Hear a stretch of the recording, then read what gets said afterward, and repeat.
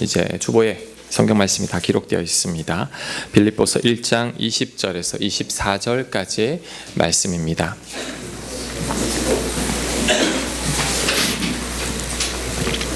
하나님 말씀 봉독합니다. 나의 간절한 기대와 희망은 내가 아무 일에도 부끄러움을 당하지 않고 온전히 담대해져서 살든지 죽든지 전과 같이 지금도 내 몸에서 그리스도께서 존귀함을 받으시리라는 것입니다. 나에게는 사는 것이 그리스도이시니 죽는 것도 유익합니다. 그러나 육신을 입고 살아가는 것이 나에게 보람된 일이면 내가 어느 쪽을 택해야 할지 모르겠습니다. 나는 이 둘 사이에 끼어 있습니다. 내가 원하는 것은 세상을 떠나서 그리스도와 함께 있는 것입니다. 그것이 훨씬 더 나으나 내가 육신으로 남아있는 것이 여러분에게는 더 필요할 것입니다. 아멘. 오늘은 우리 세번역 성경으로 제가 한번 읽어봤습니다. 자, 여러분, 오늘은 부활절입니다. 지난 주간은 고난 주간이었죠. 자연히 죽음에 대해서 묵상하게 되었습니다. 왜냐하면 죽음이 없으면 부활이 없기 때문이죠. 특히 오늘 본문은 죽음에 대한 바울의 생각인데, 바울은 이렇게 말합니다. 죽는 것도 유익하다고. 그리고 본인은 빨리 죽었으면 한다고 합니다. 왜냐하면 주님과 함께 거하는 것이 이 땅에 사는 것보다 낫기 때문이라는 거죠. 자, 23절 제가 줄친 부분만 다시 한번 보겠습니다. 내가 원하는 것은 세상을 떠나서 그리스도와 함께 있는 것이니라. 것입니다. 그것이 훨씬 더 나으나 그러나 본인이 사는 이유는 24절 내가 육신으로 남아있는 것이 여러분은 누구냐 하면 빌립보 교회의 교인들을 말합니다. 여러분에게는 더 필요할 것입니다. 자, 이 본문을 대하면서 저는 죽음에 대해서 생각해 보았습니다. 그리고 스스로에게 질문을 해봤습니다. 나도 바울처럼 지금 죽어도 좋은가? 자, 여러분에게 질문해 볼게요. 여러분, 지금 죽어도 괜찮습니까? 어떠세요? 나중에요, 나중에. 천국은 좋지만 나중에, 지금은 아직 생각이 없습니다. 대부분은 그럴 겁니다. 근데 저희 답은 이래 가만히 생각해 보니까 저는 지금 죽어도 괜찮을 것 같다는 생각입니다. 왜냐하면 주님과 함께 거할 것이기 때문이죠. 이 땅보다 하나님의 품이 더 낫습니다. 삶이 고통이라고 하죠. 불교에서는 삶이 고통이라고 합니다. 우리 인생살이 쉬운 게 아니라는 거죠. 우리 7살짜리 애가 저한테 이런 말을 했어요. 너무 힘들어요. 사는 게 피곤해요. 피곤해. 이러던데 저는 7살 때 피곤이라는 단어를 몰랐던 것 같아요. 그때는 피곤한 게 어디 있어요. 그냥 노는 거죠. 그런데 요즘은 애들도 힘든 세상이 되었다라는 거죠. 자, 그런데 제가 당장 죽는다고 생각하니까 마음에 걸리는 게 있습니다. 그게 뭐냐면 이제 가족 생각이죠. 아내가 이제 애들 먹여 살릴 생각하니까 이 걱정입니다. 애들도 아빠 없이 살아야 할 거 생각하니까 이 걱정이죠. 특히 우리 딸이 많이 울 것 같아요. 부모님께도 불효하는 것 같습니다. 부모님보다 자식이 먼저 가는 것이 가장 큰 불효라고 하죠. 교회 생각도 해봤습니다. 근데 교회는 여러분 별로 걱정이 안 돼요. 왜냐하면 우리 훌륭한 이하론 전사님, 함창규 목사님 계시니까. 그리고 이 땅에 목사님들이 얼마나 많습니까? 어느 교회는 자신이 아들이 목사가 되지 않으면 안 된다라고 하는데 저는 전혀 그렇게 생각하지 않습니다. 저보다 훌륭하신 목사님들 훨씬 많고 설교 잘하시고 인품 좋으신 분들도 많습니다. 그리고 교회의 주인은 예수님인데 뭘 교회에 대해서 제가 걱정하겠습니까? 그러고 보니까 저도 바울과 생각이 비슷했어요. 주님 곁에 가고 싶지만 아직은 내가 이 땅에서 살아야 할 이유가 있기 때문에 살아가는 것 같다라는 거죠. 그런데 몇 달 전에 이런 마음이 들었어요. 만약에 내가 죽는다고 해서 하나님께서 내 가족을 돌보지 않으실까? 여러분, 그런 생각을 했습니다. 교회를 돌보시는 하나님에 대한 믿음은 있으면서 왜 나는 내 가족을 돌보실 거라는 그 믿음은 없는가? 제가 죽는다는 게 아니라 그런 생각을 해봤다라는 거죠. 교회에 대한 믿음은 있으면서 가족에 대한 믿음이 없다라는 것은 어떻게 보면 저의 부족한 믿음 때문이겠죠. 그러다가 최근에 이제 지난 주간에 이제 김영복 목사님의 사람은 가도 사랑은 남는다라는 책을 보게 되었어요. 그 책에 이런 내용이 나옵니다. 목사님 교회 어느 집사님이 딸이 둘째를 출산하다가 애 낳고 갑자기 출혈이 멈추지 않아 가지고 그만 죽고 말았다라는 소식을 목사님이 듣게 되었죠. 그 집사님 부부는 1년 전에 교통사고를 크게 당해가지고 두 분이 병원에서 거의 1년간 지냈던 분이셨어요. 이제 완치되었습니다라는 병원의 진단을 받고 이제 목사님과 함께 감사의 예배 드리며 식사를 했는데 일주일도 안 돼가지고 이번에는 35살 딸이 둘째를 낳았다. 그렇게 죽었다는 소식을 비보를 접하니까 목사님도 마음이 너무 힘든 거죠. 허탈하고 엉엉 울었다고 합니다. 하나님께 녹두리를 하며 항변했다고 하죠. 항변한 그 글을 적었는데 제가 약간 줄여서 한번 읽어보겠습니다. 하나님 저보고 어쩌라고 이러십니까? 왜 자꾸 저를 이런 상황에 세우십니까? 저도 이해할 수 없는 상황에서 저보고 하나님을 변호하라고 하면 어떡하란 말씀입니까? 하나님 왜 이러셨죠라고 묻죠. 성도님들은 대답할 길이 없죠. 해산의 자리에서 그 딸을 데려가신 이유가 뭡니까? 하나님이 데려가신 것이 아니라면 그런 일이 일어나도록 허락하신 이유가 뭡니까? 저는 더 이상 할 말이 없습니다. 그들 앞에 고개를 들 면목도 없습니다. 이제는 지쳤습니다. 그만하고 싶습니다. 더 이상 못하겠습니다. 그러니 알아서 하십시오. 저는 아무 말도 못합니다. 저는 아무것도 하지 않을 겁니다. 그들이 이 일로 인해 하나님을 등진다 해도 저는 모르겠습니다. 하나님이 알아서 하십시오. 하나님이 알아서 하십시오. 여기까지 딱 읽고 이제 딱 책을 딱 덮고 생각하게 됐습니다. 공감이 가요. 목회자다 보니까 이런 유사한 일들이 목회 현장에서 많습니다. 저는 암 진단을 받고 이제 기도 요청을 하고 병원 신방을 늘 하면서 정말 간절히 기도하고 믿음을 가지라고 했는데 여러분 돌아가신 분들 많습니다. 젊은 부부인데 쌍둥이를 낳았는데 한 애가 백혈병 암에 걸렸어요. 항암 치료를 하면서 여러분 애가 항암 치료 받는 거 못 보셨죠? 얼마나 고통스러운지 모릅니다. 기도 제목은 아프지만 않게 해달라는 거. 이게 기도 제목이에요. 그렇게 하나님 또 데려가셨고 우리 한 집사님 아들은 한 집사님은 이제 초등학교 5학년인데 학교 갔다가 하굣길에 트럭이 후진하다가 그냥 지나가 버렸어요. 그래서 또 죽은 아이도 있고 한 집사님은 엉엉 울면서 전화가 왔는데 딸이 부부싸움 한 후에 이제 돌된 딸을 남겨놓고 이제 스스로 목숨을 끊은 거죠. 목사님 도와달라고. 한 집사님은 이제 애를 낳은 이제 초산이 돼가지고 이게 500g의 이 쌍둥이가 태어났어요. 인간 시대에도 나온 적이 있는데 다 장애가 있어 애들이. 그 한 애는 이제 내성마비고 한 애는 이제 기도로 이쪽으로 관을 꽂아서 호흡을 하는데 1시간에 한 번씩 가래를 빼내줘야 돼요. 얼마나 힘든지 몰라요. 이 간을 없애는 수술을 한 10번을 한 것 같아요. 병원에 하도 자주 가니까 이제는 수술해도 저한테 말을 못해요. 미안해서. 근데 또 수술을 한번 잘하면 이제 관을 뺄 수 있다 했는데 그 수술이 잘못돼서 성대를 건드렸어요. 말을 못해요. 이제는 상황이 나아져야 하는데 하나님을 믿는데 더 나빠지는 거죠. 이런 경우에는 정말 목사지만 저도 할 말이 없습니다. 이런 상황 속에서 이제 그분들이 저에게 하는 말씀들이 공통적인 게 있죠. 하나님이 왜 이런 일이 나에게 생기게 하는지 모르겠습니다. 저도 모르겠어요. 하나님이 왜 좀 막아주시지 않았는지를. 책을 읽다 보니까 지난 좋지 않은 기억들이 또 막 떠오르기 시작합니다. 저희 매형도 퇴근하고 와서 열쇠를 두고 와서 집에 못 들어가고 집 앞에 나무 그늘에 잠깐 기대서 앉아 있다가 그냥 그렇게 돌아가셨어요. 고등학생 딸 둘과 우리 누나를 남겨놓고 조카와 누나가 불쌍해서 제가 많이 울었던 기억들이 나고 그 외에도 제가 이해할 수 없었던 여러 가지 상황들이 떠오르기 시작했습니다.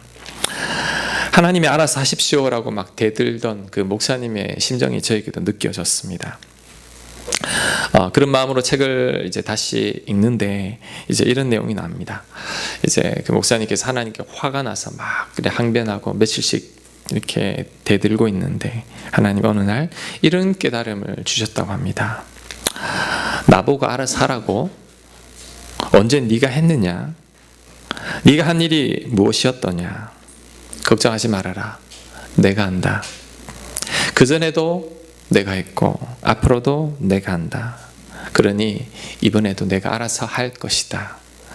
너는 깨어진 마음을 싸매주고 같이 아파하면 된단다.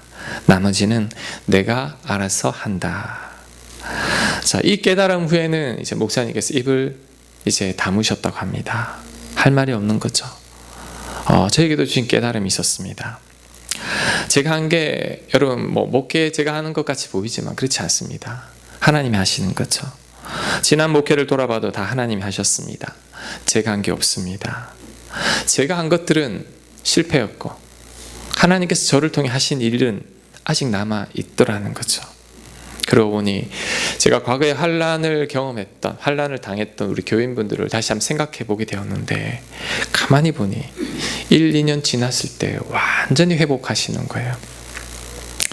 특별히 목회를 하면서 많이 힘들어 하셨던 분들을 떠올려 보니까 잘 살고 계세요. 특별히 이제 어제 말씀을 준비하면서 제 기억 속에 남아있는 정말 교인들 중에서도 가장 힘들어했던 교인분들을 제가 그분들 카톡으로 검색해봤어요. 왜냐하면 다 있잖아요. 그분들 표지에 이제 사진들을 쭉 보게 되었는데 놀랍게도 언제 그런 슬픔을 겪었냐는 듯이 너무나 행복해 보였어요. 이제 목에 관을 늘 꽂고 있던 애는 이제 15살이 되었어요. 그런데 청년 같아요. 얼마나 잘생겼는지 몰라요. 너무 기쁘고 이제 딸이 스스로 목숨을 끊고 이제 어린 갓 돌된 딸을 남겨놓고 간 그 집사님은 그 손녀딸을 딸처럼 키우는데 손녀딸 얼굴도 너무 밝고 집사님 얼굴도 너무 밝아 보인다라는 거죠. 행복해 보입니다. 제가 그 카톡 사진을 보면서 막 너무너무 감사했어요. 하나님들께서 이분들이 이 어려움을 이렇게 잘 극복하게 해주셨구나. 저에게 하나님께서 이렇게 말씀하시는 것 같았습니다. 봤냐? 이렇게 봤냐? 네가 걱정한 대로 그렇게 되지 않았단다. 하나님께서 은혜를 베푸셨죠. 하나님께서 다 알아서 하셨습니다. 그러고 보니 내가 죽으면 우리 가족들 어떡하나라는 것도 저의 불신이었죠. 하나님께서 다 알아서 하실 것입니다. 이런 믿음이 생깁니다. 내가 했을 때보다 아마 더 잘 될지도 모른다. 왜? 시련과 고난은 우리를 정금과 같은 믿음의 사람으로 만들거든요. 아내한테는 미안하지만 혹 그런 일이 있다 할지라도 하나님은 절대 그대로 두시지 않을 겁니다. 알아서 하실 겁니다. 그것을 생각하니까 이제 제 마음이 이제 평안해지기 시작합니다. 여러분, 하나님께서 다 알아서 하십니다. 우리만 걱정할 뿐이라는 거죠. 그리고 우리에게는 여러분 부활이 있습니다. 장례 예배 집례를 할 때마다 느낍니다. 부활이 없다면 내가 어떻게 설교할 것인가. 불신자들 돌아가실 때는 설교가 정말 힘듭니다. 어떤 설교를 해야 될지 모르겠어요. 근데 이제 믿음이 있는 분들 돌아가시면 여러분 부담스럽지 않아요. 오히려 그 자리에서 감사와 축복이 넘쳐납니다. 왜요? 우리들에겐 죽음이 끝이 아니기 때문이죠. 제가 장례 예배만 한 수백 번은 인도했던 것 같아요. 그런데 그 예배를 드리고 나서 나중에 장례식 끝나고 이제 교인분들이 저한테 이렇게 하는 말씀하시는 분들이 많았습니다. 목사님, 우리 장례 예배 끝나고 우리 친척 누구누구가, 우리 형제 누구누구가 이제 교회를 다니겠다고 합니다. 왜요? 그러니까 기독교인들이 모여서 이 장례식 그 슬픔의 자리에서 찬송 부르고 감사하고 기뻐하는 것을 보면 분명히 하나님이 있구나, 죽음은 끝이 아니구나 라는 것을 느꼈기에 이제 교회를 다니려고 한다고 그런 말을 합니다. 정말 그렇죠. 예배를 통해, 장례 예배를 통해, 우리들의 다른 모습을 통해 그들이 하나님을 만나게 된 거죠. 여러분, 예수님이는 우리에게는 죽음이 끝이 아닙니다. 더 나은 삶의 시작입니다. 새로운 삶의 시작이죠. 예수님 믿지 않는 분들의 죽음을 저는 많이 봤어요. 목사이다 보니 임종에 참 많이 갑니다. 여러분, 믿는 자와 그렇지 않은 자 천지 차이입니다. 큰 소리 치지만 마지막 죽음의 자리에서는 정말 발버둥을 칩니다. 그런데 하나님 믿는 분들은 그렇지 않아요. 편안히 눈을 감습니다. 예수님을 믿지 않는 자들, 세상의 사람들은 죽음을 두려워하는 이유가 분리 때문이죠. 이제는 내가 사랑하는 모든 사람들과 분리되죠. 이 세상과도 내가 완전히 분리된다고 생각하는 그 마음이 그렇게 두렵게 만든다고 합니다. 나 혼자 분리된다라는 것들이 우리를 괴롭히는 거죠. 하지만 예수님을 믿는 우리들은 그렇지 않습니다. 죽음은 잠시 헤어지는 것뿐이죠. 찬송가 가사에도 있죠. 며칠 후 요단강 건너가 만나리. 다시 만나죠. 천국에서 만나보자. 그날 아침 거기서. 요한복음 11장 25절에서 예수님이 이렇게 말합니다. 예수께서 이르시되 나는 부활이요 생명이니 나를 믿는 자는 죽어도 살겠고 무릇 살아서 나를 믿는 자는 영원히 죽지 아니하리니. 예수님이 거짓말하는 것도 아니고 이렇게 말씀하신 것 보면 우리에게는 부활이 있다라는 거죠. 우리는 이 사실을 믿기에 두렵지 않은 겁니다. 바울처럼 지금 죽어도 괜찮아요. 오히려 지금 죽는 게 낫다고 하죠. 왜? 이 땅보다는 천국이 더 낫기 때문이라는 거죠. 우리가 사모하던 주님 곁으로 하나님 품으로 가기 때문에 우리는 두렵지 않은 겁니다. 죽음이라는 단어를 세상 사람들은 두려워하지만 여러분, 우리에게는 두려운 단어가 아닙니다. 저는 전혀 두렵지 않습니다. 내일 어떻게 된다고 할지라도 걱정하지 않습니다. 예전엔 가족, 부모님에 대한 걱정이 있었지만 이젠 그것도 없습니다. 왜? 알아서 하실 하나님을 믿기 때문이라는 거죠. 그래서 우리는 살아도 좋고 죽어도 좋습니다. 우리에게는 죽는 것도 유익합니다. 혹시 저처럼 내가 죽고 남겨진 가족들은 어떻게 하나라고 걱정하는 분이 계시다면 이번 부활절 이후로 여러분 그 걱정 다 내려놓으시기 바랍니다. 하나님이 알아서 하실 겁니다. 하나님을 신뢰하면 됩니다. 내가 할 수 있는 건 아무것도 없습니다. 우리는 그냥 같이 혹 그런 어려움을 당한 분들이 있다면 울어주기만 하면 되죠. 나머지는 하나님이 알아서 하실 겁니다. 우리는 영원히 하나님 품에 안길 그것을 믿고 바라보기만 하면 되는 거죠. 이제는 나의 죽음이나 내 사랑하는 사람의 죽음으로 인해 걱정하지 않는 여러분들 되시길 간절히 축원합니다. 아멘. 자, 지금까지 죽음에 대해서 생각했는데 그럼 목사님, 남은 인생 어떻게 살아야 합니까? 자, 이것 또한 바울에게서 배울 수 있습니다. 자, 20절 말씀 끝부분만 제가 읽겠습니다. 자, 중간에 살든지 죽든지 전과 같이 지금도 내 몸에서 그리스도께서 존귀함을 받으시리라는 것입니다. 자, 내 몸에서 그리스도가 존귀함을 받게 해야 한다고 합니다. 그럼 이게 무슨 뜻일까요? 자, 그리스도의 영광을 드러내는 삶을 살면 된다는 거죠. 자, 공동번역 성경 20절 말씀을 주고 있습니까? 제가 옮겨놨나 모르겠네요. 공동번역 있습니다. 우리 빌립보서 1장 20절 공동번역 성경이 번역이 잘 돼서 제가 한번 읽어보겠습니다.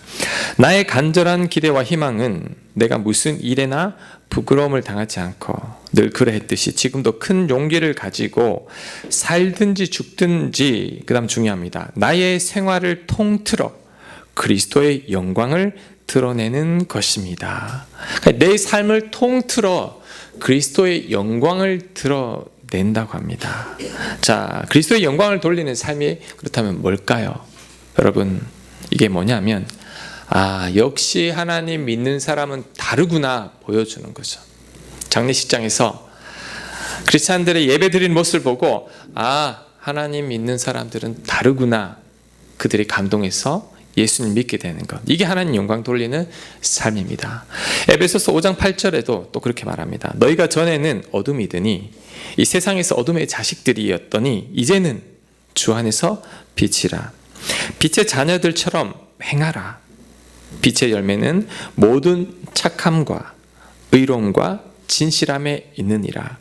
주를 기쁘시게 할 것이 무엇인지 시험하여 보라. 여기도 분명히 말합니다. 하나님께 영광 돌리는 삶이 어떤 삶인지를, 그것이 바로 빛의 자녀들처럼 행하는 거죠. 크리스찬답게 살아가는 겁니다. 그 다음 착하게, 여러분 착하게 살아야 합니다. 착하면 손해본다고 하지만 우린 손해봐도 착하게 살아야 합니다. 그럴 때 세상 사람들이 감동하죠. 그 다음 의롭게, 옳게 살아야 하는 거죠. 그 다음 진실되게, 정직하게 살아야 합니다. 그 다음 주를 기쁘시게 하며 살아야 합니다. 하나님을 기쁘시게 하는 삶을 살아야 한다는 거죠. 여러분 이 땅을 어떻게 살아가느냐 분명히 말하고 있습니다. 착하게, 의롭게, 진실되게, 하나님 기쁘시게, 세상 사람들과 다르게 이젠 그렇게 살아가라는 거죠. 이게 바로 저와 여러분을 향한 하나님의 뜻입니다. 인생을 가장 보람되게 사는 방법입니다. 자, 고린도전서 10장 31절에도 말합니다. 우리 같이 읽습니다. 시작. 그런즉 너희가 먹든지 마시든지 무엇을 하든지 다 하나님의 영광을 위하여 하라. 세상 사람들이 왜 사냐고 물으면 이런 말을 하죠. 왜 사냐면 웃지요. 뭐 대답할 게 없으니까 웃지요 그러는데, 우리들한테 왜 삽니까? 그러면 먹든지 마시든지 뭘 하든지 하나님 영광을 위해서 삽니다. 여러분 이게 정답입니다. 그래서 여러분 이제는 하나님 믿는 사람답게 사시고 착하게, 의롭게, 진실되게 살아가는 여러분들 되시길 간절히 바랍니다. 자, 두 번째, 우리는 이 땅을 어떻게 살아가느냐. 여러분 사명이 있다는 것을 깨달아야 합니다. 바울이 주님 곁에 가고 싶었지만 그가 말하죠. 내가 아직 교회를 위해 살 일이 있다는 거죠. 이게 사명입니다. 이 사명이 있기 때문에 나는 주님 곁에 가고 싶지만 나는 아직 이 땅에 살겠다라는 거죠. 여러분 사명이 있는 자는 절대 안 죽습니다. 제가 죽음에 대해서 이야기했지만 저에게 사명이 있는 한 저는 죽지 않습니다. 왜? 데려가지 않습니다. 하나님께서 데려가지 않기 때문이죠. 죽고 싶어도 못 죽습니다. 저와 여러분에게는 한 명도 예외 없이 사명이 다 있습니다. 여러분 그 사명대로 살아야 합니다. 그럴 때 복된 인생 살게 됩니다. 하나님께서 여러분을 아직 살게 하는 이유가 있다라는 거죠. 그 이유에 맞게 살아가는 거죠. 저는 말씀을 전하는 사명이 있고 교회를 세워나가는 사명이 있습니다. 여러분 이 사명이 힘들어요. 목회 힘들어요. 한번 해보세요. 알 거예요. 그런데 저는 다른 일은 못합니다. 왜요? 기쁨이 없어요. 보람이 없어요. 저에게 주신 사명이 이겁니다. 자, 여러분에게도 하나님께서 맡겨주신 사명이 있습니다. 여러분 행복한 인생 살기를 원한다면 그 사명대로 살아야 합니다. 사명이 아닌 여러분이 원하는 삶, 여러분이 편하고 싶은 삶, 지금은 좋을 거예요. 그런데 보람 없어요. 기쁨 없어요. 나중에 후회합니다. 돈, 지위, 안락한 삶이 내 삶의 목표가 되면 몸은 편할지 몰라도 여러분 언젠가는 헛되다. 내가 왜 이렇게 살아왔던가 후회할 날이 온다는 거죠. 그럼 여러분의 사명이 뭘까요? 자, 목사님 제 사명이 뭔가요? 자, 우리에게 베풀어 주신 그 은혜에 보답하는 삶을 사는 겁니다. 우리는 하나님의 은혜로 예수님 덕분에 구원받고 하나님의 영원한 자녀가 되었습니다. 공짜로. 그 은혜를 아는 자는 그 은혜를 갚는 마음으로 살아가는 거예요. 이게 마땅한 도리라는 거죠. 여러분 누가 여러분 지금 심장병이 걸려서 이제 죽기 직전에 그분의 심장을 여러분이 이식하고 죽었다면 여러분 그분 은혜에 보답하는 삶을 살아야 하지 않겠습니까? 살아야 합니다. 우리가 하나님의 은혜를 안다면 이제 그 은혜에 보답하는 마음으로 사는 거죠. 이게 바로 여러분의 사명입니다. 그렇다고 그 사명이 여러분 거창한 게 아닙니다. 여러분 각자에게 주신 은사가 있어요. 그 은사를 가지고 교회를 섬기고 세상을 섬기는 겁니다. 우리가 믿는 예수님을 전하고 하나님 사랑을 전하는 거죠. 그리고 가장 중요한 것, 여러분 내 옆에 사람 사랑하는 겁니다. 이게 여러분의 사명입니다. 하나님 말씀에 순종하는 겁니다. 이게 바로 여러분의 사명입니다. 왜? 우리에게 사랑을 보여주셨으니, 우리가 그 사랑을 알았으니 우리 또한 사랑해야 합니다. 예수님께서 이렇게 말씀하셨죠. 내가 너희를 사랑한 것 같이 너희도 서로 사랑해라. 여러분, 선교지 가서 선교사 되라는 게 아니에요. 여러분, 목회자가 되라는 게 아니에요. 말씀대로 사랑하려고 애쓰는 것, 그게 사명입니다. 하나님이 기뻐하는 게 뭔지를 깨달았다면 이제는 그 기뻐하는 뜻대로 사랑하는 것, 이게 사명이에요. 하나님 그걸 기뻐합니다. 그리스도인답게 살아가는 것, 착하게 사는 것, 의롭게 살아가는 것, 진실되게 정직하게 살아가는 것, 이게 진짜 사명대로 살아가는 겁니다. 여러분, 사명 너무 거창하게 생각하지 마십시오. 내 가까운 사람 사랑하세요. 그게 제가 보니 내 옆에 사람 사랑하는 게 멀리 선교지 나가는 것보다 더 힘든 거예요. 잠깐만요. 빨리 들어오고. 설교 끝나고 들어와요. 다음에는 이제 세례가 이게 처음이니까 지금 들어왔는데, 설교 끝나고 이제 세례하러 들어오세요. 네. 근영이하고 혜빈이 들어온 김에, 네, 앉으시고, 네, 다음에는 설교 끝나고 들어와 주세요. 앉으세요. 앞으로 와. 혜빈아 앞으로 와. 근영이도 앞으로 오고. 은혜정 집사님 옆으로 잠깐만, 여기 그 뒤에 앉으면 되겠네요. 네. 혜빈은 그 옆에, 네, 앉고. 자, 이제 다시 저를 주목해 주세요. 사명대로 사는 게 여러분 너무 어려운 게 아닙니다. 사랑하며 사십시오. 이게 제일 힘든 거예요. 목회보다 사랑하는 게 더 힘들어요. 사랑하며 사는 것, 하나님 말씀에 순종하며 살아가는 것, 이게 진짜 사명대로 사는 삶입니다. 여러분, 이렇게 살아가는 게 하나님께 영광 돌리는 거예요. 입술로만 하나님 영광 받으소서, 그게 아닙니다. 삶으로 하나님께 영광 돌리는 거죠. 그것이 바로 우리를 위해 십자가에 못 박히신 예수님의 은혜를 갚는 삶입니다. 여러분, 이런 삶을 살아내시길 간절히 축원합니다. 아멘. 제가 말씀을 이제 마칩니다. 이제 제가 읽었던 그 책에서 이제 한 번의 임종에 관한 얘기인데, 제가 그 장면이 참 기억에 남습니다. 60대 중반인데 이분이 위암으로 투병하다가 이제 온몸에 암세포가 다 퍼져서 이제 죽게 되셨어요. 혼수 상태에 빠졌습니다. 가족들이 다 모여가지고 이제 마지막 임종 예배를 드립니다. 그때 불렀던 찬송이 하늘 가는 밝은 길이, 그 찬송을 이렇게 부르는데, 혼수 상태에 빠져있던 그 집사님이 갑자기 눈을 뜬 거예요. 그러면 산소 마스크를 쓴 채로 이제 그 찬양을 따라 부릅니다. 따라 부르고 이제 마지막 기도하고 예배가 다 끝나니까 그 산소 마스크를 쓴 분이, 그 집사님이 계속 말을 하려고 하는데 힘이 없어 말을 못하는 거예요. 목사님이 무슨 말씀 하시려는 거예요? 라고 물으니까 그분이 이제 마지막 한마디를 했는데, 그게 뭐냐면 나는 부족하여도, 그리고는 이제 숨을 거두신 거죠. 여러분, 한마디 더 하고 싶었을 거예요. 나는 부족하여도 영접하실 터이니. 그 말씀을 하고 싶은데 힘이 없어 그 말씀을 못했지만, 나는 부족하여도 예수님께서 나를 영접하신다고 생각하니 그 감격과 기쁨의 이 죽음도 담대하게 맞이할 수 있다라는 거죠. 여러분, 우리 또한 마찬가지입니다. 우리 부족하죠. 저 부족합니다. 많이 부족해요.